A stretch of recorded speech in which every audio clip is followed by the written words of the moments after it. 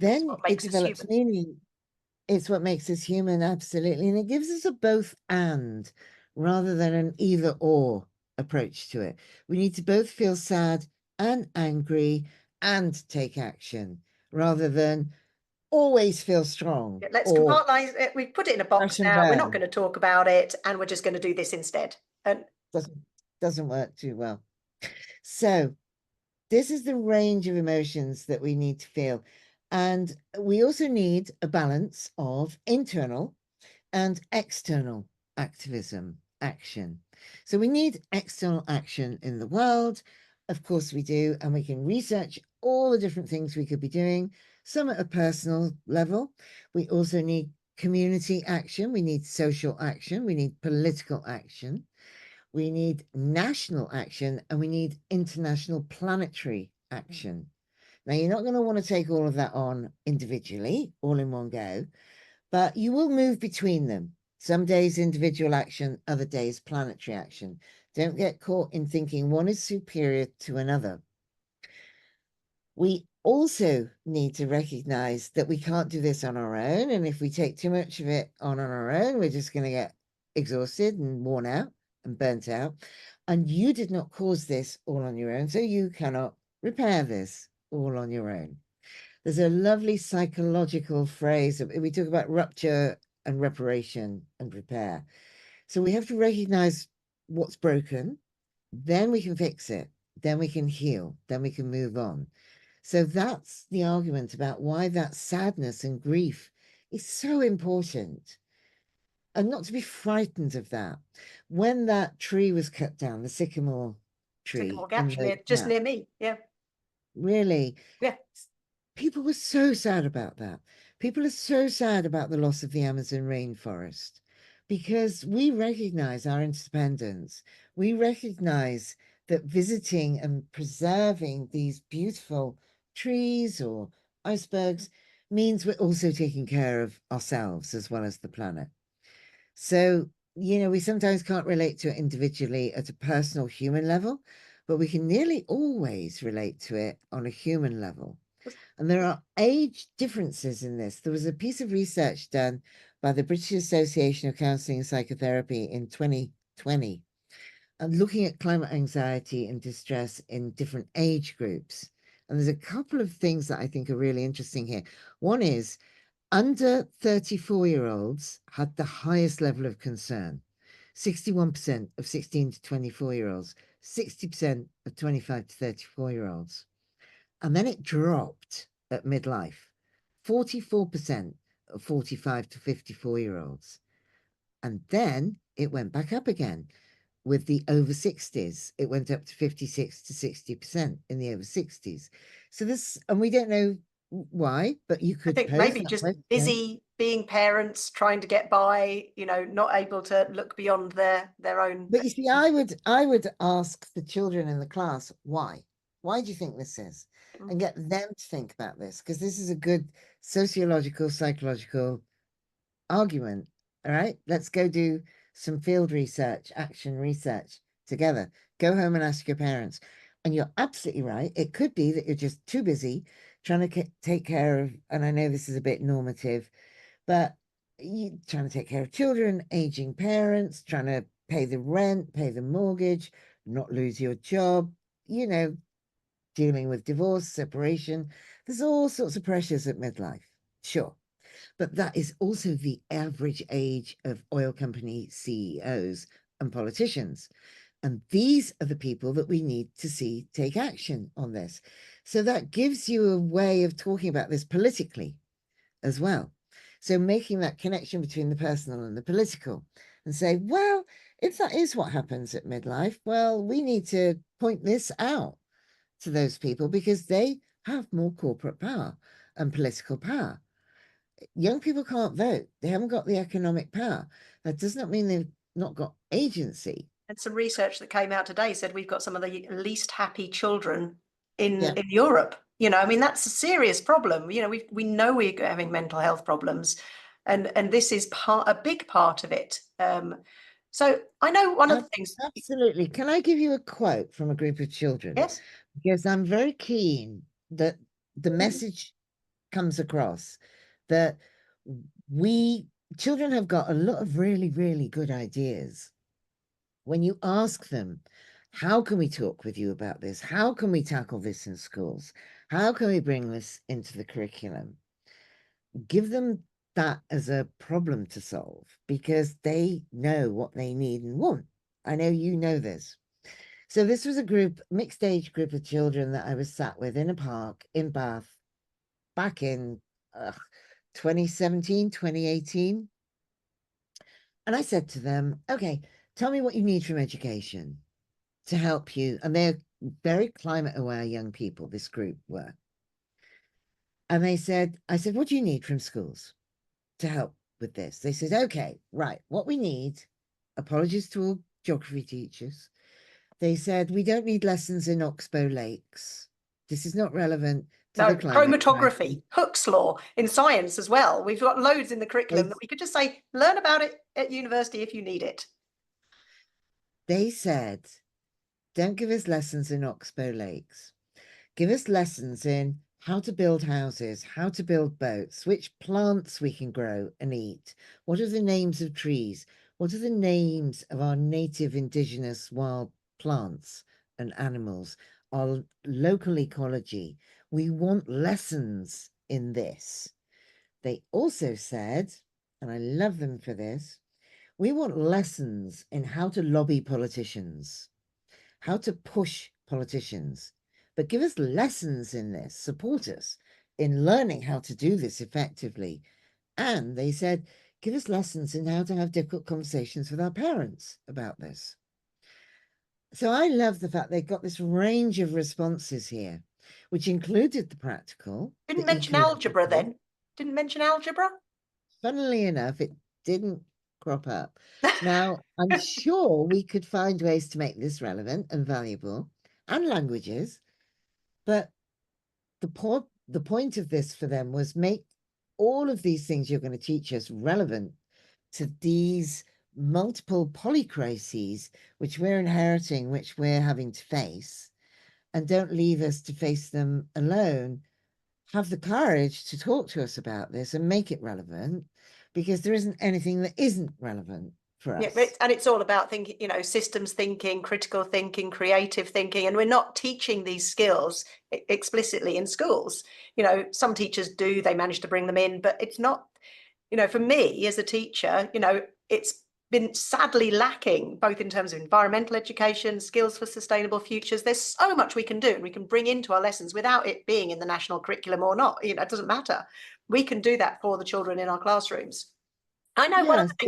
one of the things that I love about you, Caroline, is I know you often say you're sorry before you even start talking to young people, you know, and do you think that approach that because it shows that you have empathy, you understand, and you do feel sorry for young people. Mm. You know, do you think that makes a difference? Do you think young people respond to that, sort of engagement? And is that something that teachers can do? Well, I do.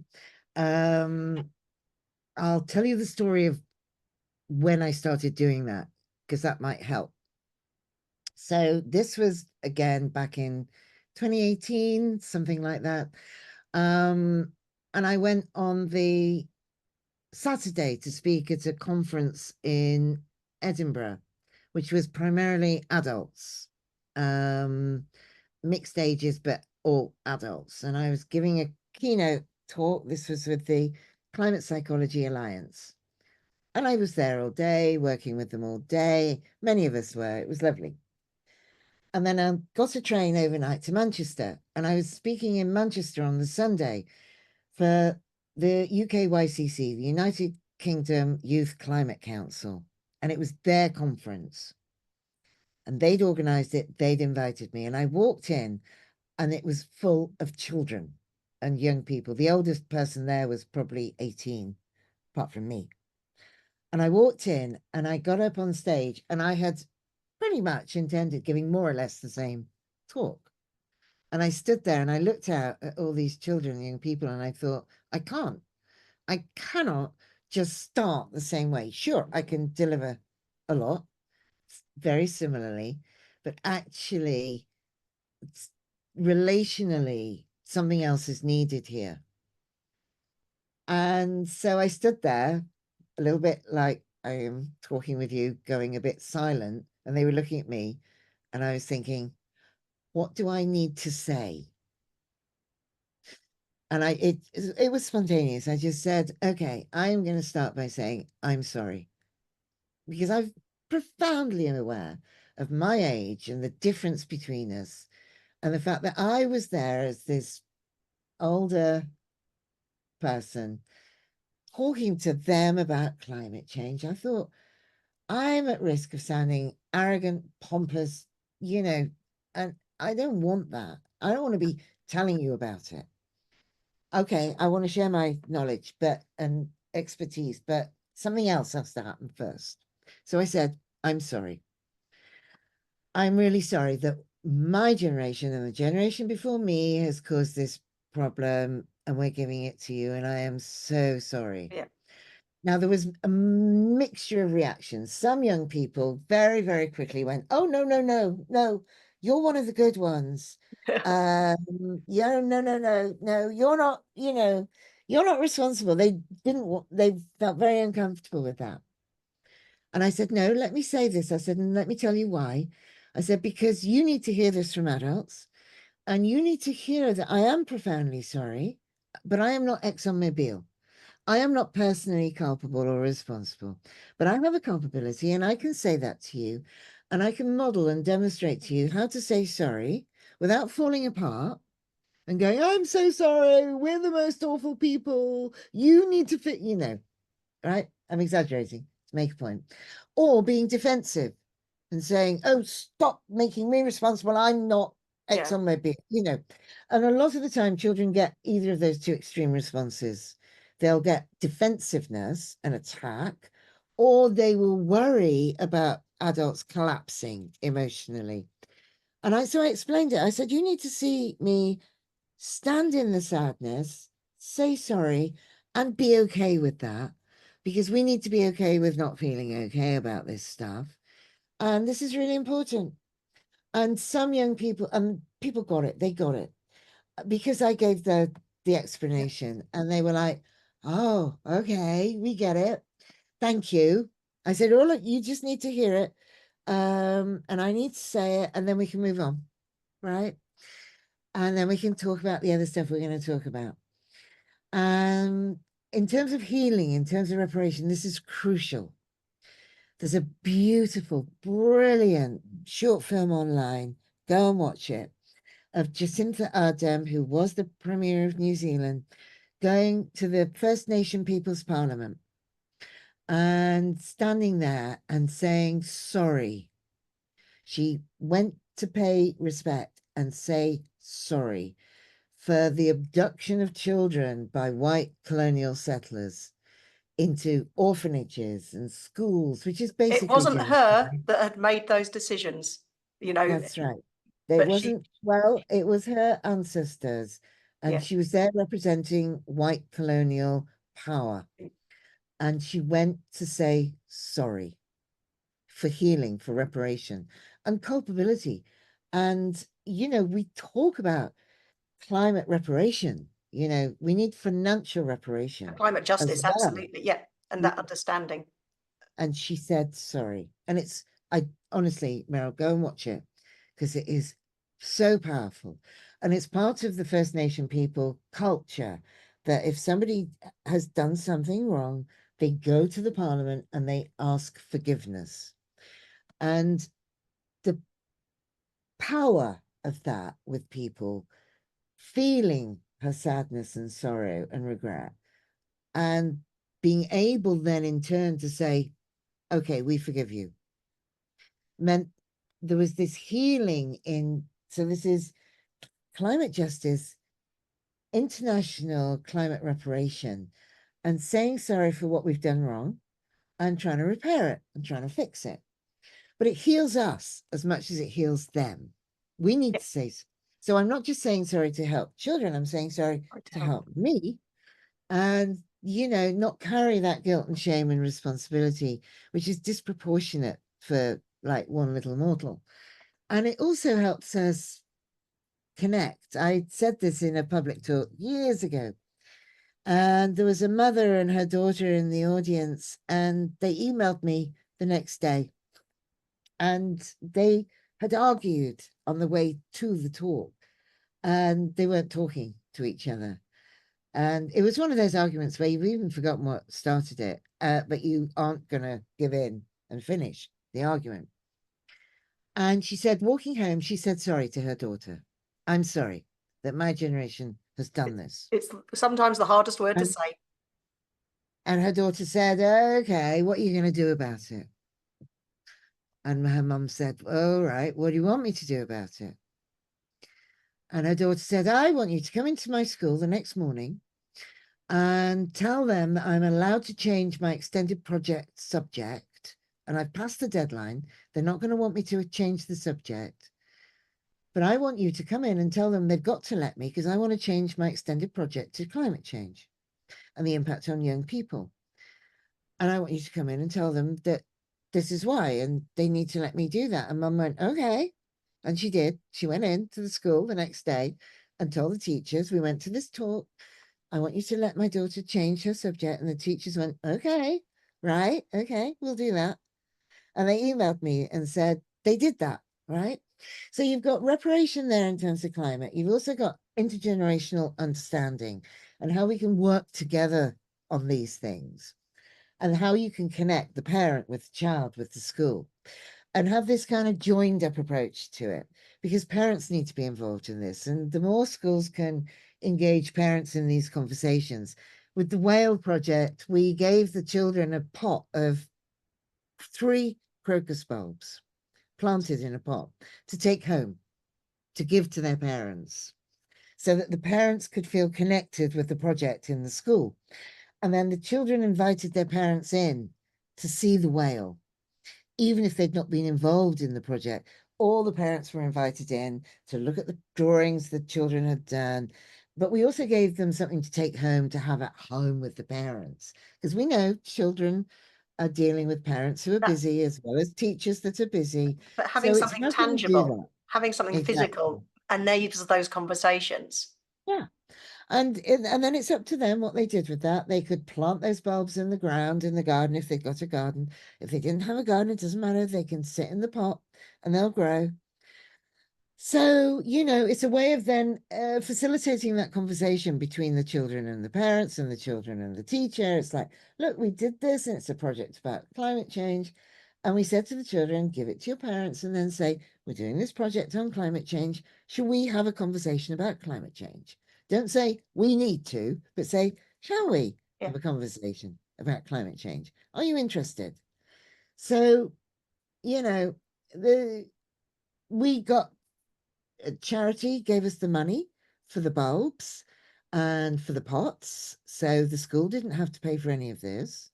The researchers from the University of Bath, we all came out, and the artist, and we worked for free to do the research and do the project. Lots of universities are always looking for these kind of public engagement projects to get research students to do. So it didn't cost the school anything. There are, The rewards are priceless, aren't they? Because those young people know that the adults around them care and are taking part, and they're making positive change together with plenty of yeah, time, dialogue and discussion. yeah. And I kind of secretly like the fact that crocus whale is there forever, right? That will Because keep going. they're crocus bulbs. We experimented with other projects where using organic chalk spray paint, we spray painted vulnerable species all over. We got permission, the playing fields at the University of Bath, and we didn't tell the students what we were doing. We just did it. So they came out, and there we were spray painting leatherback turtles and rhinoceros and whales all over the green spaces at the university. And the students were coming up to us saying, what are you doing? What is this? And we would say, this is an endangered species. Let us talk to you about it. This is a friend of mine, Sonia Shimalzadeh, who's an artist. Again, she's got an amazing website. She does drawings of whales on beaches with sand using a stick. Yeah. and she calls them drawings last last less than a day. Because when the tide comes in, the drawings disappear. It's like the Tibetan sand mandalas. So art can be impermanent, but it can generate conversations. It's a bit like the recent Banksy Yeah, drawings the Banksy murals around London. London, the Yeah. adults. So we're trying to create our own version of that to stimulate thought and conversation around climate change. But you don't always have to be direct. You can just stimulate their curiosity around these things. And also, you need to differentiate between mild climate anxiety, where we can be reassured and we trust that the government or big business will do things to help, and recycling is enough. A lot of people have mild climate anxiety, but then within any student group or any group, you will have young people with medium climate anxiety, where they are more distressed and want to reduce their own carbon footprint. And then it can become significant or critical or severe, where things don't reassure you. And young people I'm working with young people who can feel suicidal, whose climate anxiety is so severe that they find it hard to tolerate being in the world. And it's not that they are suicidal and want to die, but it's more that they don't know how to live in a world that doesn't care about them. And what paradoxically reduces their distress is talking with them about that and not shying away from it. So you're never, ever going to be making things worse. Teachers can worry that they're going to make things worse. You're never No. making things worse. Climate You might, conversations, yeah, are critical, to whatever age group. I find climate conversations, some of the most tough ones are the ones in the staff room with my yeah, peers, because they yeah, don't want to talk about it as much as the young people in my classroom. So yeah, it's yeah. What you might do psychologically is bring the awareness of the distress to the surface, which can look as if you're making it worse because you're bringing it into consciousness, out of the subconscious. But that is not the same as you're making it worse.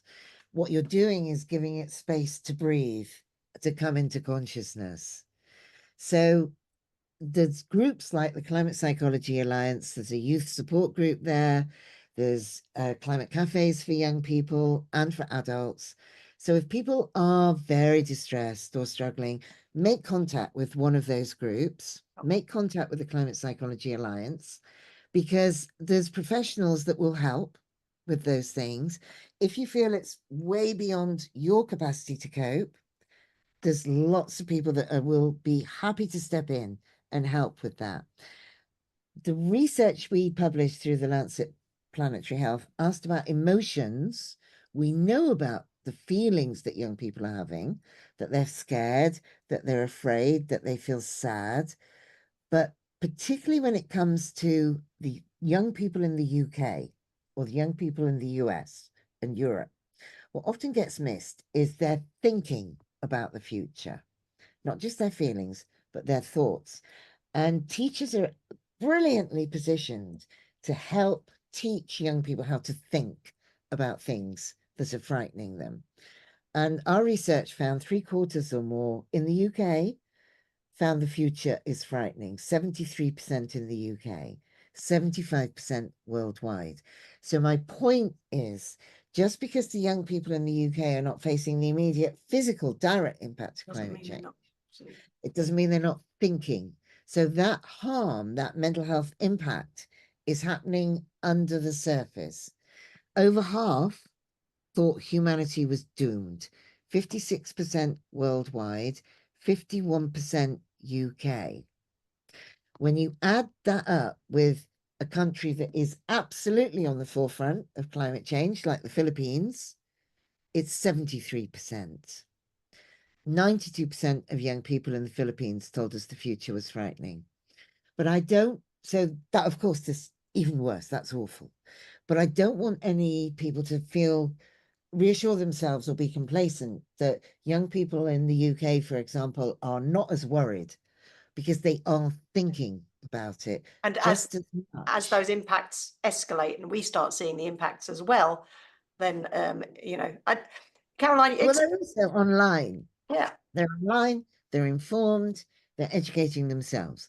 If we leave young people to educate themselves, we're not helping them learn how to navigate this. So we can't make it go away. We don't want to terrify and traumatize them, but we do have to talk about it and tell them the truth. I'm going to quote another child because it's always the best way. Ask children. So 10 years or so ago, when I started this work with young children and teenagers, I asked an 8-year-old, Sophia, I have to use her name. I'm in trouble if I don't. I said, how can we talk to you about this without terrifying you? And she went, well, she said, you've got to tell us the truth. She said, because if you don't tell us the truth, you're lying to us. She said, and if you lie to us, we can't trust you. And if we can't trust you, we can't tell you how we feel. And then we're on our own with our difficult feelings, and that's not fair. She said, however, she was 8, don't forget. She said, however, don't tell us the bad news all at once. Tell us some bad news, then some good news, then some bad news, then some good news, Richard. then some bad news, then some good news. And I'm sure you wish Sophia was running the world right now. She said, and anyway, she said, it's a baby, right? So we need to change climate change. We need to turn everything on its head. In an ideal world where awful stuff wasn't happening, which is never the case, we might want to keep our children protected and not have to look at difficult things. That has not ever been the case, and it certainly isn't the case today. If we think we're protecting children by not talking about these difficult things, we're actually doing the opposite. We're harming them because we're disabling them from learning how to deal with this and lying to them. We need to be honest, but teach them how to navigate that. And then they have so much creative potential about how to engage with this. I have never had a child or a young person at the end of one of these psychoeducational workshops or therapeutic processes or schools projects say, I feel worse. They always come out saying, okay, well, that's a bit scary. And I wish I didn't know about that. But you know what? I'm glad I know the reality. So we're And then not they talking can about, start thinking about more questions that they have and find out further yeah, information. we're talking about this is not doom and gloomism or apocalyptic thinking, but it's also at the other end of the spectrum, not naive optimism. Both of those are the same problem. Yeah. Naive optimism, oh, the government will save us, carbon capture, technology. Naive optimism, way with the fairies, really. Or you're doom and gloom apocalyptic thinking, oh, it's all over, what's the point? And then what's the point of living and being a, Both of global those, citizen? both of those psychologically are an attempt by the human ego to get back in control. If we've got apocalypse or naive optimism, I'm in control and I don't need to worry. The reality is somewhere in the middle of multiple uncertainties and confusion and, vulnerability and tolerating that and navigating it. And that's climate realism, And that's where right? teachers can help. That's where teachers are utterly essential. Yeah. On that note, Caroline, we have been talking for quite some time and Yeah. it's been joyful. I really honestly could talk to you for hours and hours, but I think I need to let you go.